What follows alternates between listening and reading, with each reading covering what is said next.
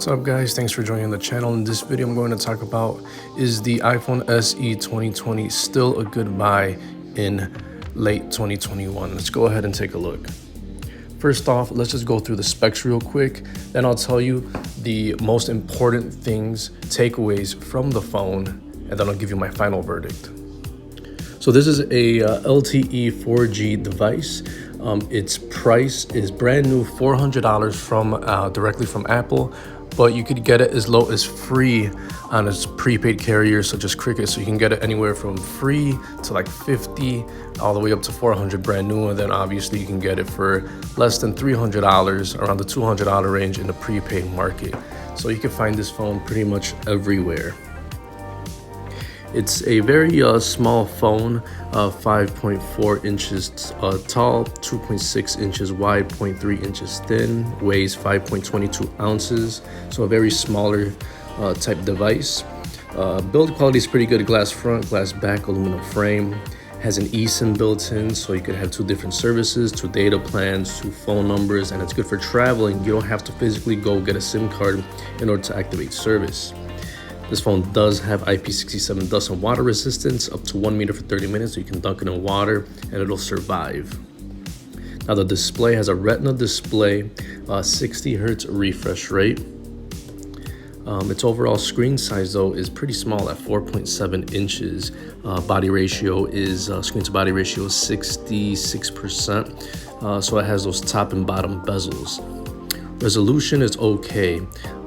It gives you a PPI of 326, so pretty average. Not anything higher than 400 is really good, but this one's average, but it still looks good to the eye. Now for the software, it launched with iOS 13 and it currently runs iOS 14, and it will get several years of updates. It's running the A13 Bionic chip from Apple. For the internal storage, it starts off at 64 gigs. And there's no adaptable storage, obviously. It's an iOS device. It has 3 gigs of RAM. For the camera, a single 12 megapixel shooter shooting at 4K. Selfie camera, 7 megapixels shooting at 1080p. There's no headphone jack, but it does have stereo speakers. For Bluetooth, it has Bluetooth 5.0. It has NFC, but that's mostly used for Apple Pay. Lightning port for charging. Now for unlocking and security, it has the front-mounted home button, Touch ID fingerprint reader. It has, for the battery, a 1,821 milliamp battery, so around an 1,800 milliamp battery, but it does have fast charging at 18 watts, so you can charge the phone 50% in 30 minutes, and it has wireless charging as well.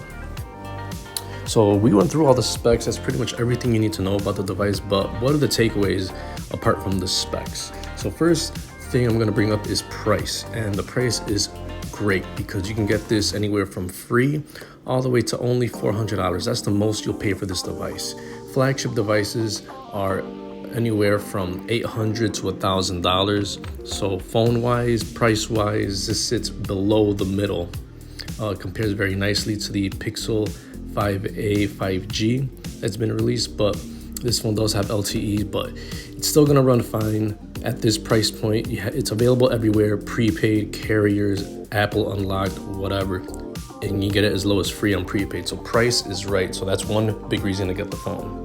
Next, let's talk about the chipset and the RAM. Now it has an A13 chipset.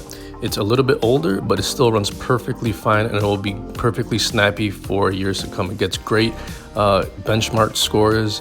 It handles pretty much every app in the Apple Store, no problem. It has 3 gigs of RAM, which in the Apple world doesn't mean much because RAM is used very efficiently by iOS. So performance-wise, RAM-wise, all that stuff, this phone is still perfectly good, more than serviceable. It'll definitely be speedy now and for a couple of years down the line. Next good reason to get this phone is the camera. Although this phone only has a single 12 megapixel shooter, iPhone has always been a great phone to take pictures and videos with. Super smooth video, great videos and great pictures in the daytime, and at night you always get very reliable pictures and videos. It's your go-to device. It's definitely better than a lot of Android phones at this price point. And you know, this goes head to head with flagship $1,000 devices. So if you like videos and pictures and creating content, this definitely will be the phone for you at a great price. Next, let's talk about the software. And you got great iOS software. If you're in the Apple ecosystem, you got iMessage, FaceTime, AirDrop, iMovie for creation. Those are all types of things that are only available on iOS. Apart from that, all the apps available are going to be able to be used on this phone. The ecosystem is just wide, and software support is going to be available for years to come. So you get several years and you get updates on day one. Another thing is bloatware. You're not getting bloatware with any iPhone, and including this one. You're not going to get preloaded stuff from your carrier. It's going to be the same experience on every single iPhone out there. Next is storage, and the base storage is 64 gigs. That's probably the one you're going to see the most from, and the one that's going to be available for free in most cases. But I believe in 2021, most people should be fine with 64 gigs. I definitely think a lot of people can get through with that, especially if you just keep tabs on, you know, videos and pictures that you don't need. Just erase them, or apps that you don't need. I think most people could definitely survive on 64 gigs. That's the bare minimum. 32 gigs is too small. 64 gigs on this phone is perfectly fine for most people.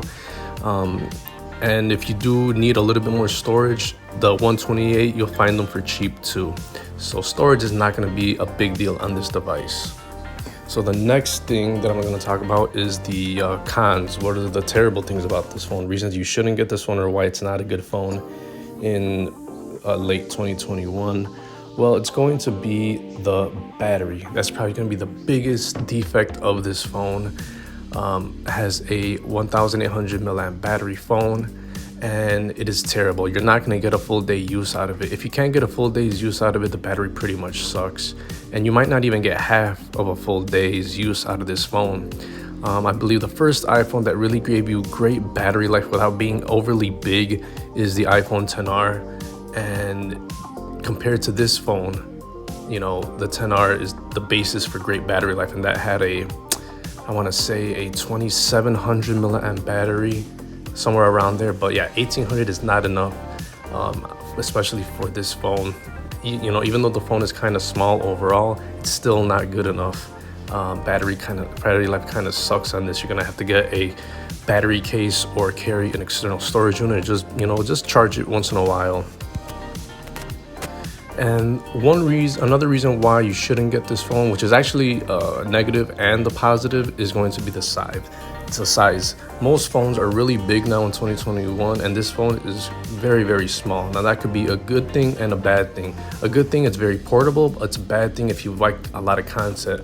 Also, the bezels on the top and the bottom make the phone screen 4.7 laughably small.